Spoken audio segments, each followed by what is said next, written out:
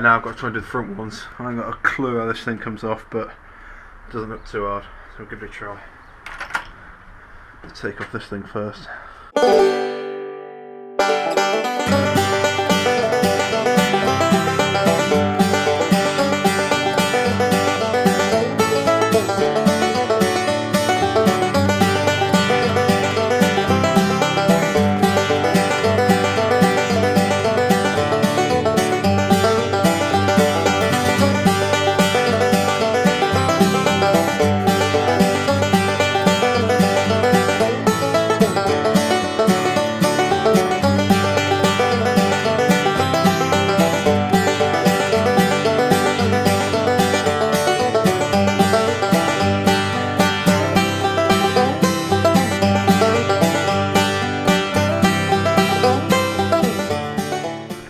Side of the head, I've taken this bolt out, so we've got another bolt here, and I think the same the other side. Yeah, and just here, they're 5mm too. I'll take them out. The left hand side is also holding, it's got a clip on the back of it, it's coming from the front brake line, so just be careful when you're taking the housing off. You've got to disconnect this clip here, which I don't know if you can see very well. It's just a little clip to undo. The housing should come away pretty easy. Get that away in a second.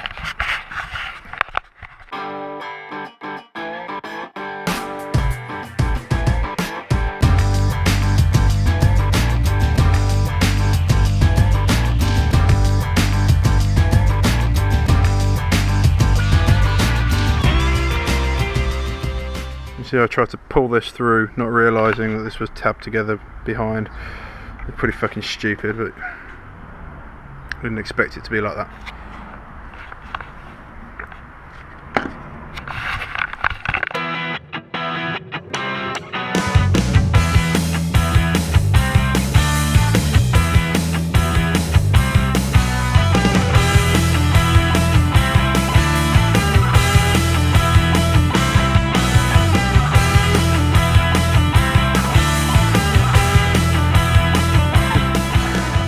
Take off this side piece where the indicator goes.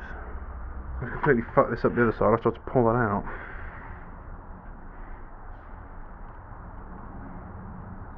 Alright, let's just go have a look at this real quick.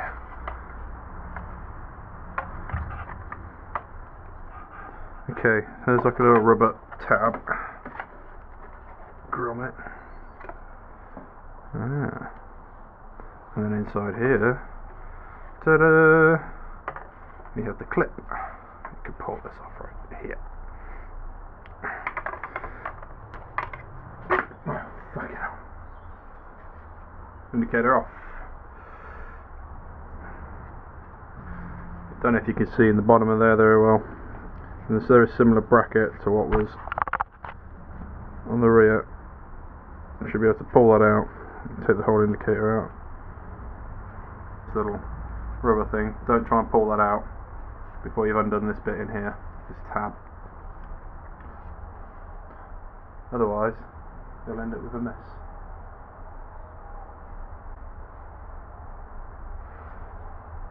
Cool. So hopefully be able to wire this up.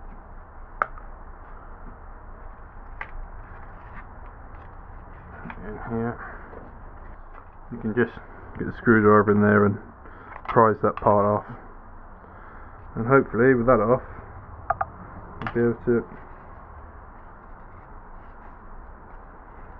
get this out. So now we've got a little locking washer tab, whatever you want to call it.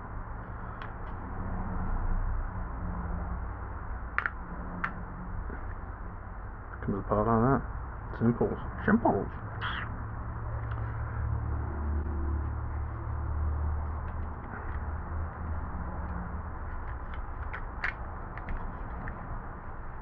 Push this through.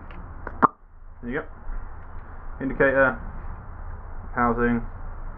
All we need to do now is connect the new indicator to the housing, and then work out how we're going to fit the resistor. That'll be coming up next, so there you go. That's already showed you. Just get a flat bladed screwdriver, pop this tab.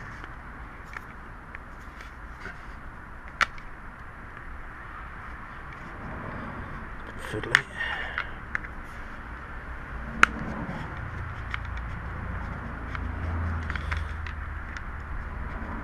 There you go. So that's that tab popped out. Push this back through at some point. With that off, we can now.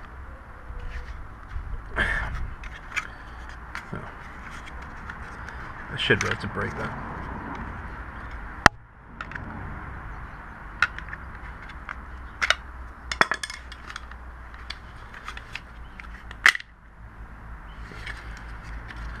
That was a bit forceful. Didn't mean to do that hard. It'll all come out as one piece through this hole. Looks like the rubber's going to come with it, which I don't want. There you go. That's the other one off. And push that back in now. That's ready to accept the new bits. Brilliant. So I've just spent the last 10-15 minutes describing how this is going to fit together, and I wasn't recording, so start that shit again. This rubber grommet I've removed from this hole here. This is the right hand side of the bike. You can see on here there's an R stamped on this rubber grommet, if you can see that. And then the other thing is it's also got this clip on here, which was I showed to you guys earlier on, and that's the it's for the brake cable. There's another cable as well, but I'm not sure. Brake line, should I say? And then there's another cable that goes through there. You get a thin and a thick bracket, and according to the instructions, the thick bracket goes on the outside, and the thin bracket goes on the inside.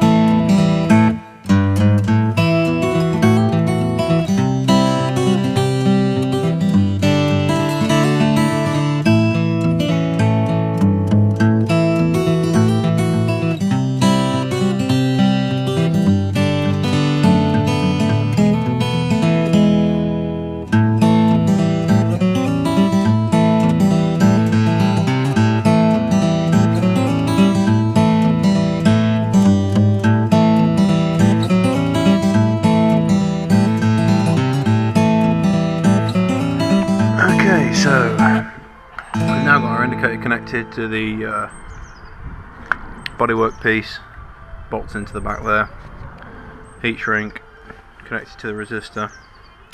What I've done is I've actually cut off the 3.5mm supplied bullets that are the same as on this end, basically because I fucked up the crimping and I've ruined the bullets, so I've had to buy some new ones, and I've just bought the normal red type ones that you get from Halfords or any other auto dealer, and then I've heat shrink some heat shrink over the top, and that's my final piece now, and she's ready to go on the bike.